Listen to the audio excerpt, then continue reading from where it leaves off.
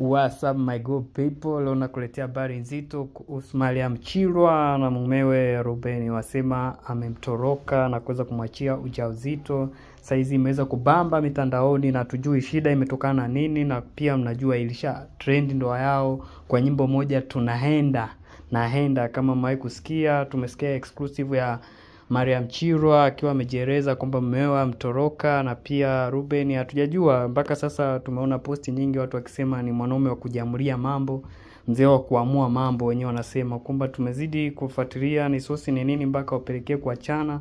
Pia sisi ni watu wa story nyingi, tunakuletea habari tofauti za mitandao, na pia mzidi kufuatilia na kusubscribe channel yetu, maana ni story ambayo inabamba sana. Nenda kafuatilie, na pia sisi tutakuletea exclusive ambayo tutamoji Ruben na kuweza kuwapa taarifa ambazo inazojiri na kujua nini kiliweza kupelekea mpaka wachane. Na pia ni ndoa ambayo ili trend sana katikati pale na kuweza kuingia katika top trending the wedding in the Tanzania, maana ni ndoa ambayo ilifungwa hapa Tanzania. Kama huwezi kujua, ni Mariam Chilwa akiwa na mumewe Ruben ambaye ameweza kumtoroka. Sasa hatujapata mawaidha kutoka upande wa pili. Tumemsikia Mariam Chilwa katika exclusive bora kabisa, katika reference exclusive ambazo akielezea kuhusu ndoa yao ilivyofana na jinsi penzi lao lilivyokuwa moto, ila hatujajua sosi ni nini, ila tunapenda kuwajuza tu hayo.